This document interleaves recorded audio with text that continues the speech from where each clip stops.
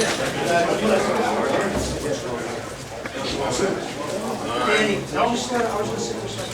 are you guys doing here? I say, you know who we are. Get out. Leave those front seats for no one will know who we are. Out, out. Danny. I just want to get a little report. I don't know where feet on that chair. That's what's going on here. We have no table to hide behind. Take it out. And yeah, no women. Well, I'm not surprised there's no women. Next time. I know, you're a romance guy.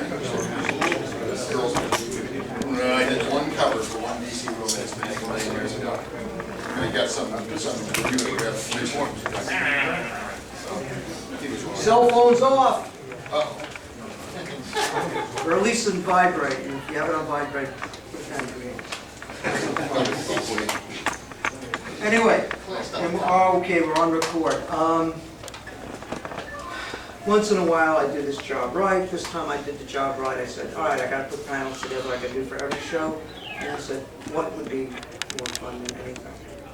I said, well, Walt's always a great interview.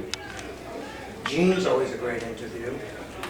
So why don't I and everybody else get out of the way and turn them loose? So, when Mr. Simonson wakes up, we will start. Let's rock. Okay, we're ready to rock. We've made it official. Here are 2 of our favorite comic creators, Gene Colan and Walter Simonson. I think the first thing you should say is make that comment you just made to me about romance. All guys in this room, there's not one woman in this room. That's not true. Excellent. Oh, there you go. Could you raise your hand just Oh, yes, yeah, one here. I'm sorry. I didn't see. I said it's not true. So drawing. So how many romance comics did you do? Oh, quite a few. I've lost track. Well, it must have been in the 50s. Do you have a list of all the stuff you've done? Do you ever keep track of all the stuff? I have something. I haven't really documented anything to keep track. Too bad, guys. Now we're off to scramble for stuff. But I'll answer anything you want to know. The good and the bad and the ugly. Does anybody have any questions? We'll start out with that. If not, we'll just invent stuff. But look, we've answered every question. We're covered. We can leave now. Oh, yes, sir. It's a question for you, Walt. I don't know if it's within the scope of this panel. But when I was one of your students at the school, That's a scary thought. Well, it wouldn't be the scope, but I don't want those that not in the scope. Well, I thought it had to be something to do with you and Gene Colan, or I don't know if it's okay. We're just good friends. With tails. All right. I wasn't going to say anything about that. That's just fine.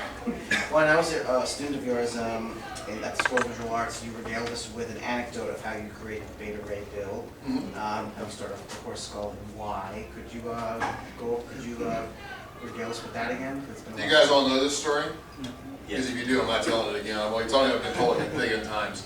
All right, well, Danny and Jim can go to sleep. I'll wake you up when I'm done. So, and Peter. Just painted eyeballs. So, I mean, yeah, the deal was when I took over Thor, most of my new books, I would like to tell stories that don't feel like they've been told before. And so I try to figure out what there is about a comic that I like and where I think its base interest lies. In Thor, when I did it in '83, nobody had picked up Thor's hammer in the comic at that. Now, in actual fact, Stan and Jack had Loki pick up Thor's hammer because they kind of forgot about the enchantment. They go, oh, we'll get some extra magic. Now I can pick up the hammer. Well, I can just ignore that. I'm just ignoring that story. I don't care. But the idea was no one, the hammer says, whosoever holds this hammer, if he be worthy, shall possess the power of Thor. And so my thought was, let me have somebody pick up the hammer. The trick with that is, when you write a story, you want to misdirect your audience. You'd like to play fair, but you want your audience not to know where you're going. Otherwise, why would they buy the story? So, in comics at that time, this would be so true now or not, but that time was pretty clear. Mostly, bad guys looked like bad guys. They might be preternaturally handsome, but they, wore black outfits or green, yellow and green often, or just looked evil and had big teeth, or whatever they did, they looked really nasty. And bad girls mostly had less clothes. So usually you could tell who the bad girls were and who the bad guys were by the way they looked. Now, comics were in 22 pages a month. It was a very short form, nothing like, and they weren't reprinting it. It wasn't like now where you can wait for 6 months, they reprint this whole story arc as a trade paperback. You bought it, that was about it. You could maybe get a back issue, but that was really about it. So you did short form stuff, you used a lot of symbols to get your meaning across as quickly as possible.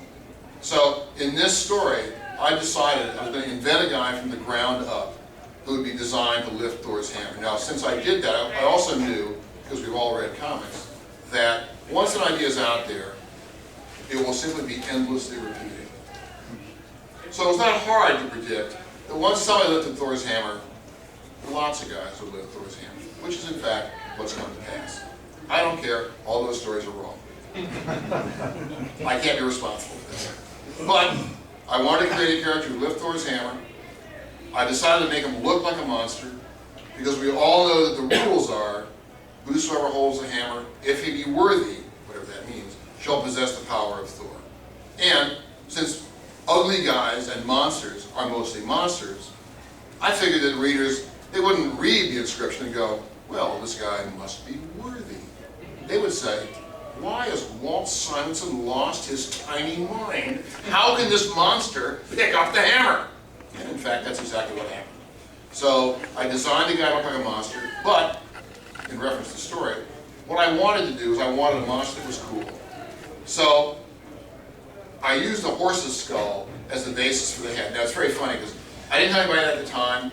I didn't go back and get a horse's skull and draw it precisely. I was a geologist in a former life before I became a cartoonist, and really an interest in paleontology.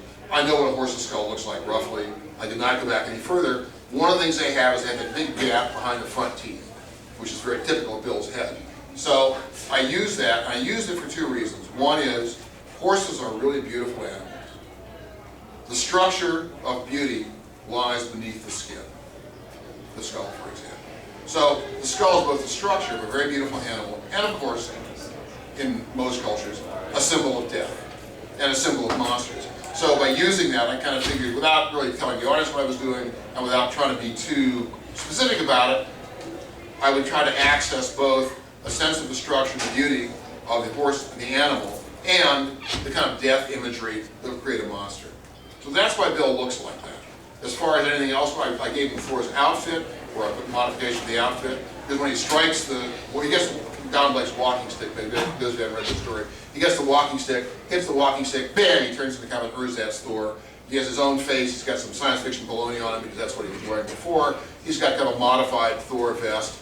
The reason for all of that is not because the hammer is a tailor and it provides Sims type outfits for people who strike the hammer, strike the stick. What it really is the second Bill hits the stick, it turns into a hammer, and he turns into this guy wearing a black and blue outfit with the helmet. The reader knows exactly what has happened. Again, no reprints. You don't go back and read these books later, or you didn't then, go back and find the books later. You read it in the moment. And in the moment, when that happened in the comic, it was instantly clear to anybody who read that comic what had just happened. Nobody had to say, wow, I suddenly feel much stronger. I have an urge to drink mead. Just none of that kind of stuff. It was just, so a lot of symbolism, a lot of shortcuts to make that story work in its own terms. And that's why Bill, that's a short version of why Bill came out looking just like that, as both a monster and yet a noble hero. So I will say this just for fun, because Kurt will probably see all this stuff on video and he can give me a hard time later, but my impression is that Superman picked up the hammer. My wife and I actually had an argument about, we didn't have an argument, we were asked at one point, who would win battle, Thor or Superman? And of course, she was Superman for like 9 years. Her answer was Superman, of course. He'd pick up Thor's hammer and clock him. And my answer was Thor, of course, because Superman's vulnerable to magic. And Thor would clock Superman. I mean, the real answer is you don't give the real answer. There is no real answer. We make all this stuff up.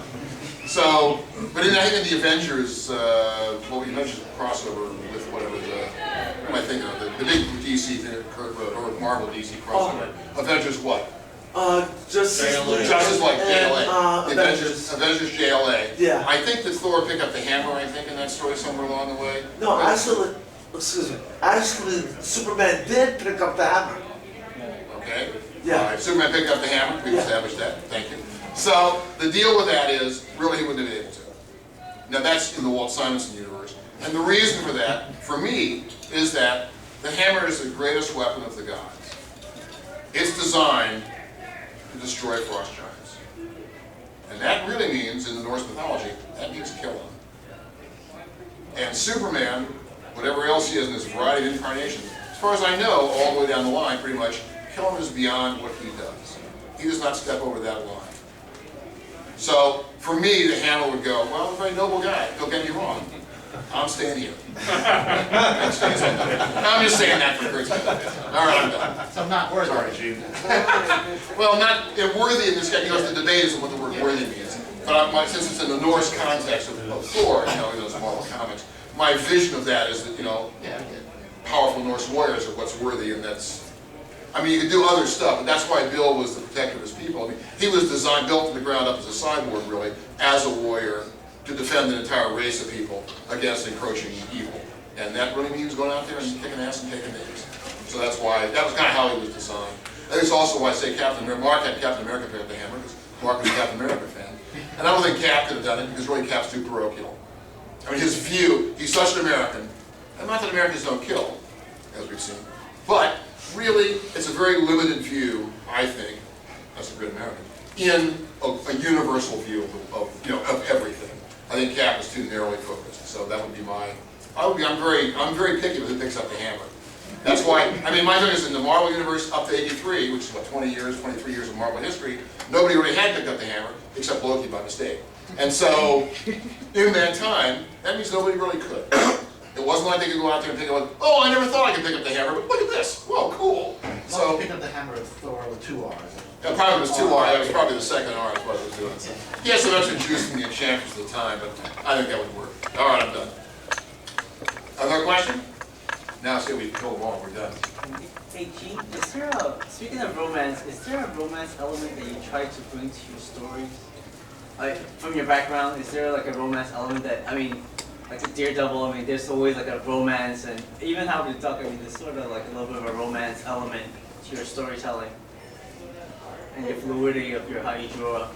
If there's a girlfriend in it, for Daredevil or Captain America or any of these super guys, yeah, I take it seriously. Anything that's in a story, I take seriously. I try to make it as real as possible and put feeling into it.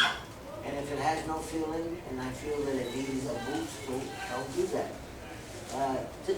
At the time, it was just so far you could go beyond what the writer has written. Sometimes an artist will go beyond that point and come up with a better approach. I was very young then, and I didn't have the courage. I just stuck pretty much to the script. But what I did was try to make the images as believable and as real as possible. That was my goal. How real can I make it, and can I grab the reader and pull them into it? And if I've been giving them a real good roller coaster ride, I would do that. There were several times where you had Black Widow taking a shower, I seem to remember. And there was always just too much steam for my taste. But was that in the script? Or was it, since it was Marvel style, was that your idea of putting her in like that? No. She's taking a shower. The rest was up to me. And I thought at that time, how far back does that go? 50s? No, I would say late 60s, early 70s. I probably edited a lot of it instead, but tried to keep within within the code, probably, or something that wouldn't be objectionable to anyone. And yet get a point across. She has a beautiful form and shape, and you can do that with smoke and fire. You can make them to me, it's atmosphere. And if you can take atmosphere and wrap them with it, clothe them with it, and give them a shape within that smoke, that's even more interesting than actually seeing her there almost nude. It's what you don't see that's more effective than what you do see. I got a question for both of you. Out of the various characters that you helped to create, villains, supporting characters, which do you feel disappointed didn't get a bigger role in the Marvel Universe? Which one of your stepchildren do you think, might have become more of a star and didn't get the chance? I think the Falcon, in my case. I love drawing black people. I loved the Falcon and Captain America when you were drawing them in the And 70s. try to bring a realism to it. I can always, any artist can sit down and draw a building or a car without scrap. I cannot. I have to have scrap. If a story took place in, which it did, in Dracula's case, it took place in Boston. My wife and I traveled to Boston, and so I spent the day with just, popping shots off here and there in different places, so that when I would actually sit down and do the story, I would have enough information that would be very believable to those that live in Boston. And even if they didn't, it still was all there. I like that authenticity. It made me believe it, and I wanted you to believe it as well. Does that answer your question, or I get a little too far through? No, I thought the thing about using photography as the basis for your sketches was very interesting, and I also enjoyed the Falcon very much. And I don't care. They were just I do characters, when you do it in a shared universe like that, you don't have any control over them. right. You give them away for very little, but you have fun when you play. All I want to do is when I'm using them, I want them to be damn good. I want the characters that I invent and the characters I don't invent to be the measure of anybody else's work in that character. I don't care whether the characters I do get used or not. If Malekith the Accursed never shows up again, he was great in my run. That's what I care about. And the film Bullet, I'm sure everybody in the room has seen it, right? Everybody seen that film with Steve McQueen? Yeah. Yeah. Which one? Bullet. Oh, Bullet. Now there's a tremendous cars chase scene that was never quite done that way. They spent a lot of time, a lot of screen time. And the thing that really made that frightening to me was the minute one of the characters in the getaway car, one of the gangsters, hooks up with a belt, seatbelt. He clamps the seatbelt, and and you've never seen that before on the screen. You're in for something that you've never seen before. And all of a sudden your heart jumps. What am I going to see now I've never seen? This is going to be scary. This is going to be some right, and it was. But that one little thing started it all.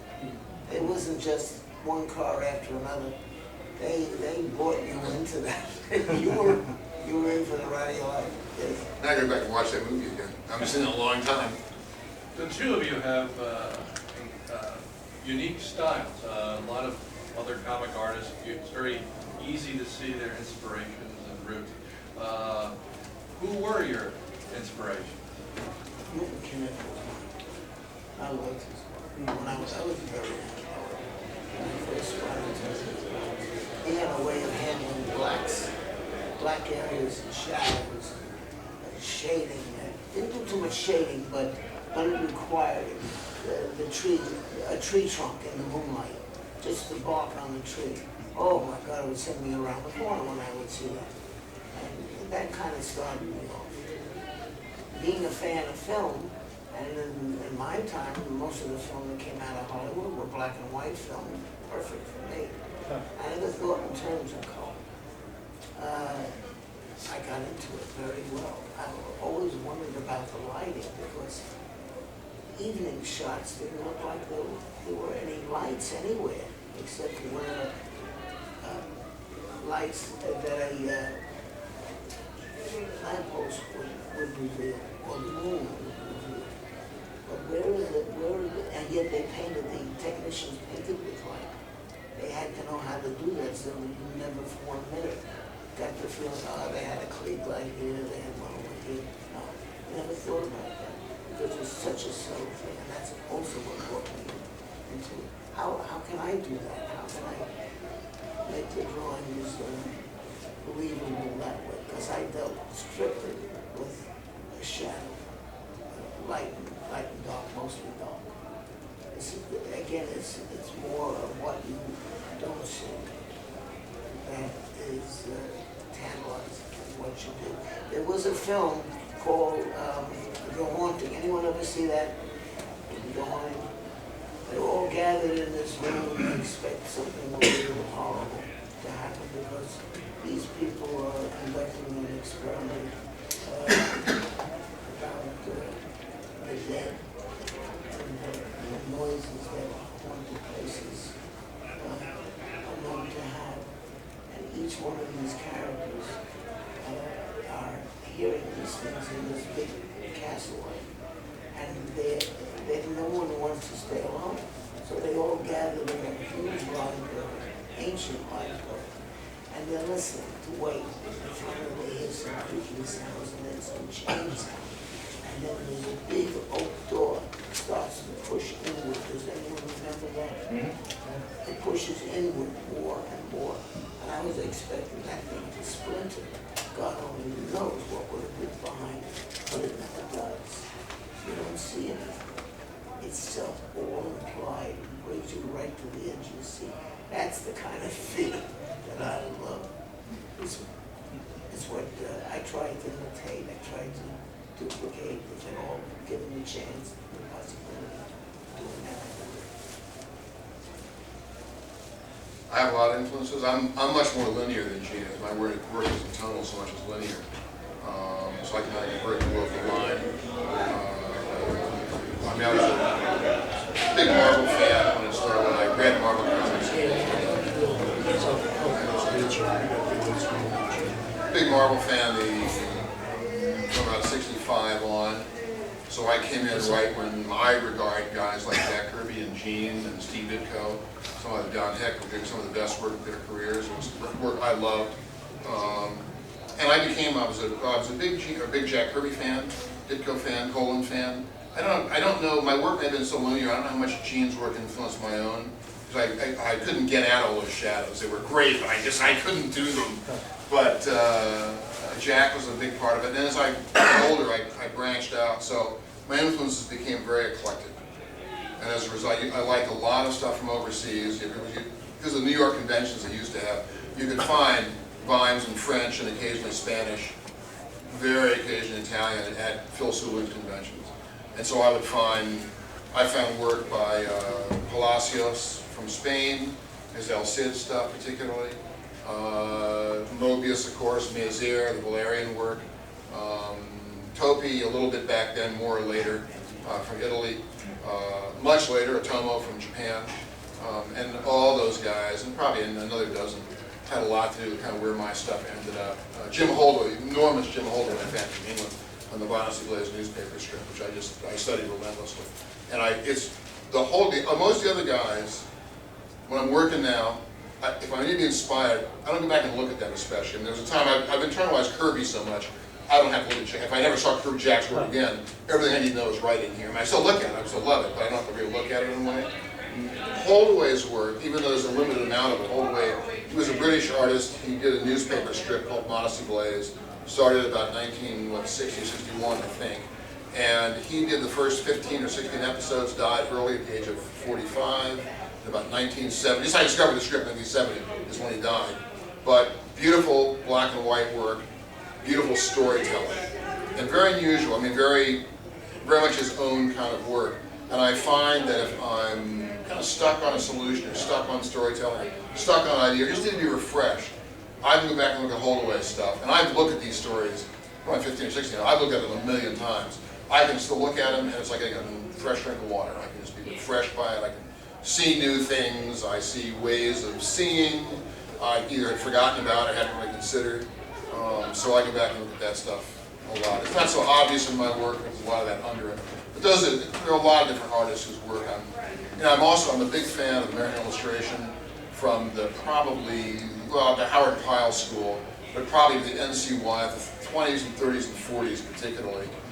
One of the things I like a great deal in drawing, or in painting, I can't paint for beans, but in drawing and painting is when you see a two-dimensional piece of artwork, you really see it in two ways at the same time. You see the three-dimensional quality of it, which is to say, if it's a picture of a farmhouse and a barn, and a silo, and a windmill, and a horizon, and a haystack, you see the depth. When you look at it as well, you see the surface of the piece. Guys like N.C. Wyatt, the paint is very clear, and you can see the paint.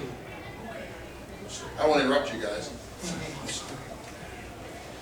You can see the paint, and you're aware of the surface.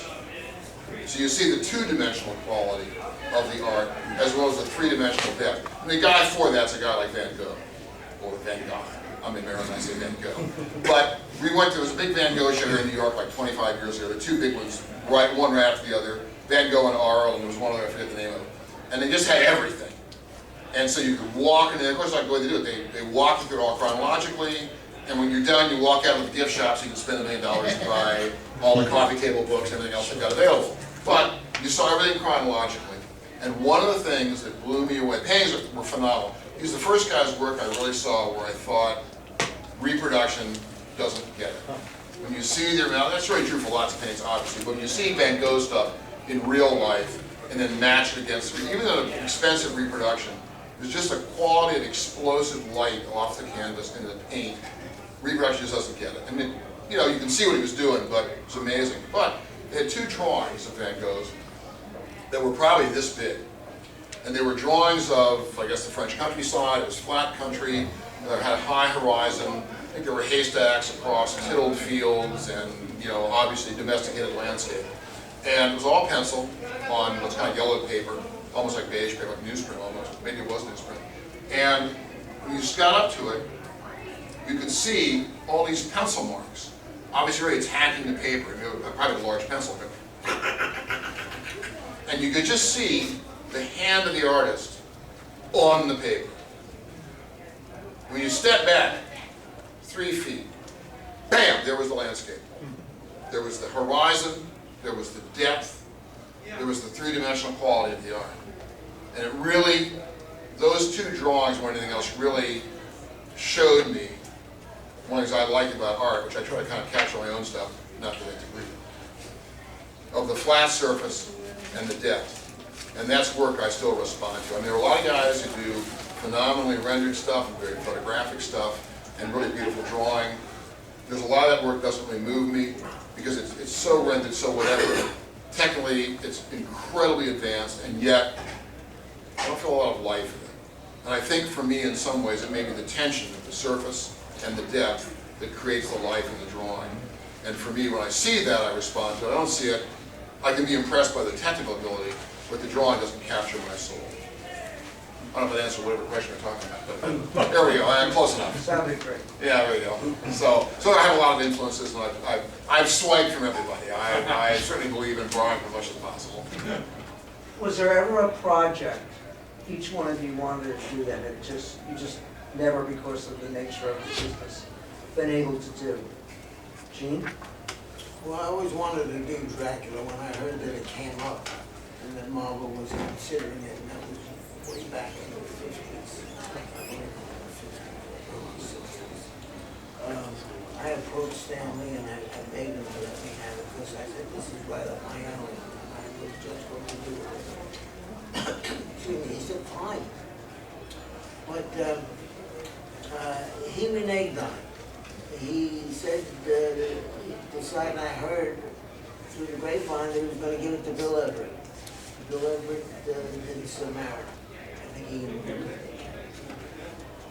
and I had an issue with Stanley. And he is, but I didn't tell him before I spoke to you about it. So what I did was I auditioned on my own. I stayed at home, put aside anything under the hat, and I gave a work on a sample that I penciled in for it. And I sent it to Stan. And I did everything I had to do. And he called me up that same day. He says, okay, you got it. And then from that moment on, I worked with Jamal for something like over 8 years of a continuous feature from all track. A lot of fun because it was all atmosphere. Give me something with that. Like a kid in a candy store. And that's how that began. So does that answer? Well, is there ever one that you never got to do that you would like to have done? I love war stories. I've never really gotten into anything special with that. I wish I had, but nothing has ever been written. How did you feel about the ones you did for Blazing and Combat, for War? They were good, but they were very short, 6 pages or so. But I was looking to do like a book, if I could, but I don't think they did anything like that.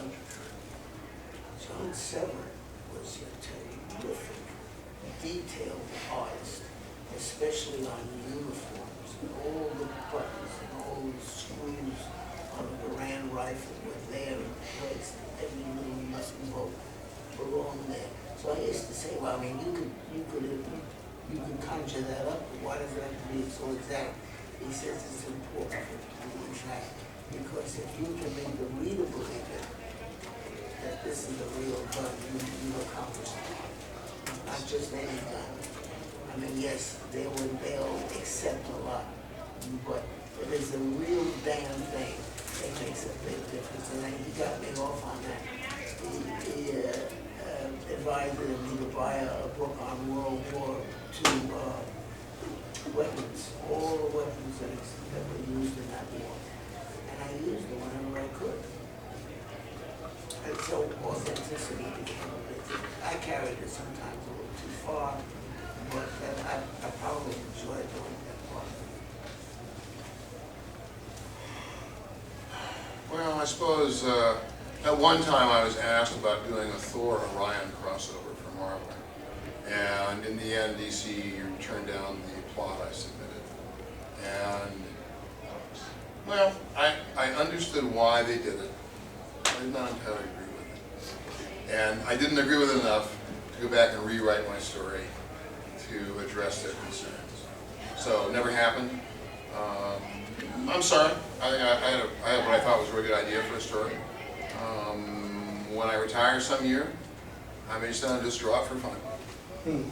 I'd like to do it. I haven't forgotten. That was a long time ago. I haven't forgotten it. So, yes, sir. A question about how both of you feel about working with inkers, and for Gene, I'd particularly like to ask about the work you did with Tom Palmer, because I thought that just... Yeah, Tom was just fantastic with myself. Really. The first inker that I ever had that really stuck pretty much to my pencil. Frank Giacoya was an excellent inker too. I liked his ink because a lot of blacks in it, like Kenneth. And by the way, there was another artist called, his name was Colan. You ever hear of him? He did a comic strip called Dickie Dare. He knew Milton Kenneth, and I think Milton Kenneth might have done it. Did Milton Kenneth did it first? And then Colan took it over. It was way back in the late 30s, 38 and then 40. And I followed that religiously. I read the newspaper on my father's come up out of the subway at the end of the day. I said, let me see what happened next, you know. Yeah. So he and Kenneth sketched alike very much. A lot of blacks. That's what it got me going. I will say this also just about Gene's work. Gene's work to me was always, it's very tonal. And the problem with inking it is that it's hard to convert tone to line in comics. Now, I reproduced some of Gene's work in pencil in comics, which is quite beautiful. In the old days, in newsprint in the 60s and 70s, that was just not possible. So, well, I mean, they weren't going to spend the money to do it. It was possible. No one spent that kind of money to print stuff.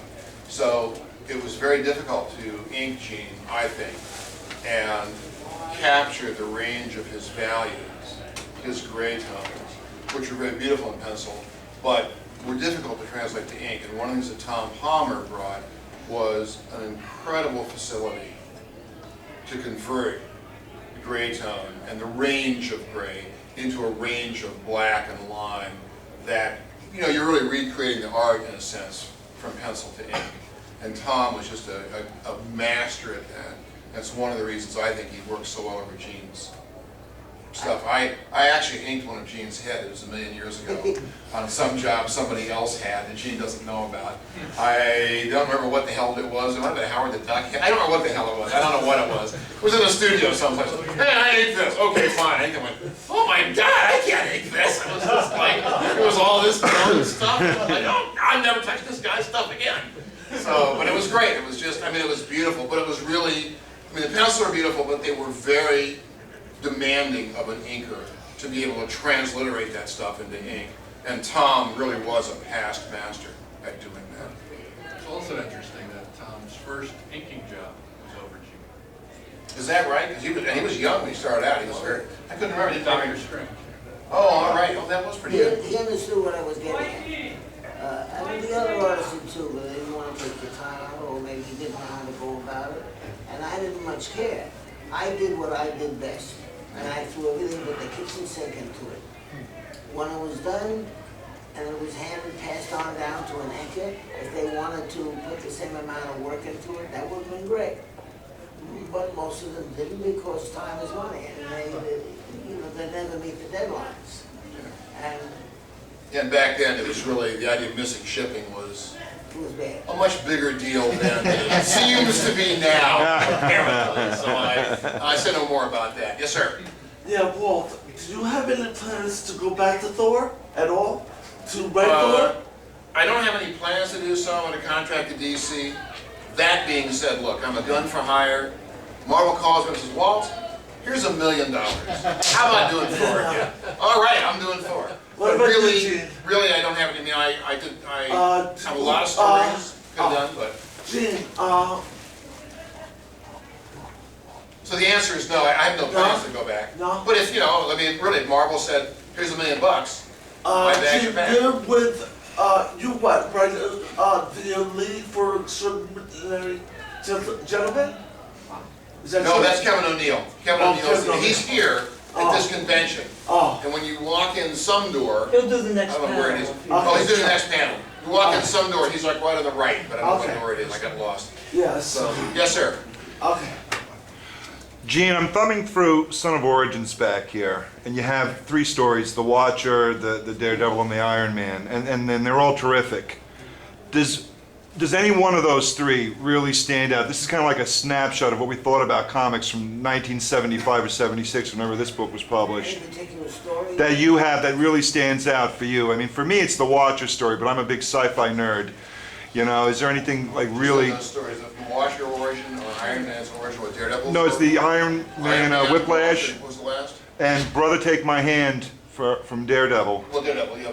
I like Daredevil mostly. I got my big break with Daredevil. John Romita was doing Daredevil, but he did it for a few years, and then he went on to something else. And then it was open territory. So I got it. And this is actually the first full-length feature I ever got. Before that, it was like 6 pages of a crime story, 6 pages of something else, 6 pages of a western. But this was my first opportunity for sticking with a character, calling it my own, and really developing it. So Daredevil, does that answer?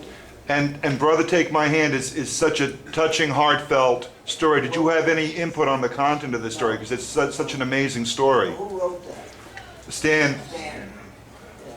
When Stan put his mind to it, he could write very well. it's an astonishing story, and it's beautiful. Doing better today than it did with Mr. Hollywood now. Yeah. Gene, can you talk a little bit about working with Steve Gerber on Howard the Duck? How was that collaboration? How did that work? It was a good collaboration, but Steve was a bloody genius. Even before I started to read over it, it's the only script I actually read from page to page.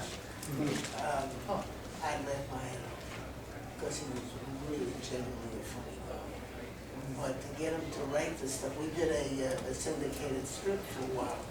I was really burning the candles at both ends. I didn't want to really go and work for Marvel, and I just didn't want to apply myself to a syndicated script, even not knowing where that was going to go.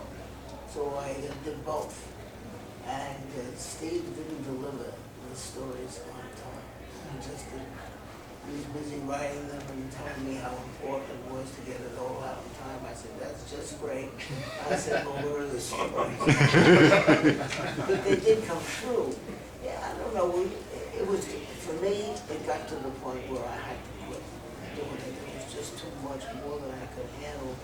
And it just disappeared. Did you work on the plots at all? Did you have input on the No, plots? no, it was all his idea. All his. He was just an absolute genius. And it's a big loss with his passing. We were all diminished by one. It's terrible. Okay, one more question. Okay, one more question. We're getting close to the end. For Gene Colan, did you enjoy drawing Marvel's version of Captain Marvel? Captain Marvel? Yeah, Marvel's version, the Kree I Warrior. never liked that character. Yeah, well, I mean, the Kree Warrior, Marvel's version of Captain Marvel. Kree Warrior. I remember there was another artist that did a Captain Marvel. Oh, Jim Style. yeah. He took it over. He wrote it. I know. What was his name? That's right. Yeah, Gil Kane did it for a while. Well, Fred McRae did the act, they used him in the model. Yeah, he used him as a model, yeah. C.C. Beck. Yeah, that's the only Captain Marvel I really know. But when they handed me Captain Marvel to do for Marvel Comics, I put him in a costume and I was never happy with it. I really struggled over it, so I didn't care about it. It didn't last long. Ron told me to have one more. You guys ever work together in any capacity, artist, writer, artist, on something? I think because Howard the Duck had, Aside from the head. never went back to it, I think. That was, Writer, artist? I don't think we ever have. We never have actually worked together. We've hung out together. But, and I flirt with his wife outrageously every time I see her. But that's good enough for me. I can wrap it up there. But we never have. I would love to. And I will say, he talked about Daredevil, I will say that I'm a huge fan of Gene's Iron Man work. I love his, I don't know if I could do it now. And even though, I mean, my influences probably tend more toward Kirby, well, Kirby especially at the Marvel Pantheon.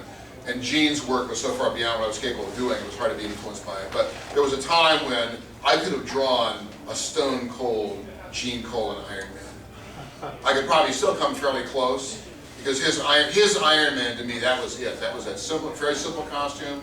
If I did Iron Man now, that's where I'd go. I would get rid of all that extra crap and go back to that real simple stuff. And one of the things he did that I thought, Gene always was very good about faces.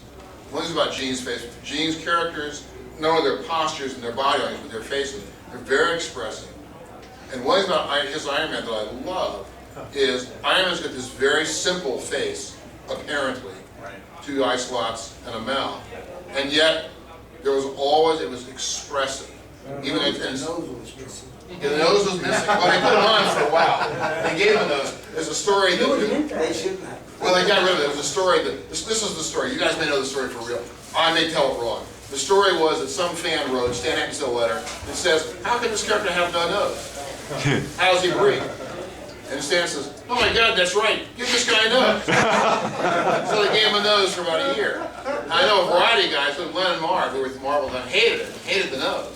And finally, for a year, I went back to Stan and said, Stan, please, can we lose the nose? And Stan said, what nose? And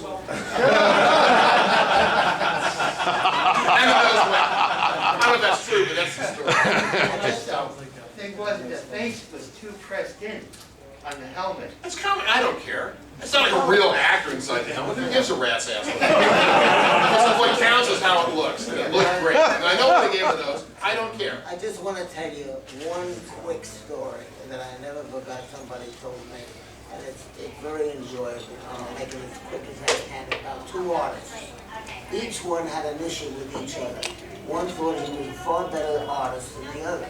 And they were constantly arguing back and forth as to who the better artist was. There was no one else to evaluate their work. Just the two of them were battling between themselves as to who was better of the two. They decided to make a test out of it. Each would go home, do their painting, and meet on a certain day and reveal their painting. And now somehow or other they expected a miracle. So they went home, they did beautiful work, and they came in and delivered the painting at a designated place at some studio. So, and their paintings, of course, were covered up, so the right moment came. So the one artist says to the other, he says, take the cloth off your painting and let's see what you got there. And he does it. He reveals his painting and it's a beautiful gold flowers. Beautiful. And he says, oh, I have to admit it is beautiful, but that doesn't say anything. How do we know that that's better than mine? He said, I'm going to prove it to you. So he goes over to the window, he opens the window, places the canvas in the window, and a butterfly comes flying in and lights on one of the petals. Well, he says, you can't do better than Mother Nature. I've won the contest. Are you sure you have? Said the other one. He says, I'm definitely sure.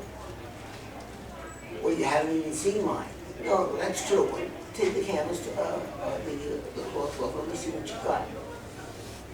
And he laughs. He says, nah. He says, I've already won the contest. And how could you? I haven't even seen what you have. He says, what you thought was a cloth was a painting of a cloth. So I thought I'd pass it on. That's great. Thanks very much, folks. We're down.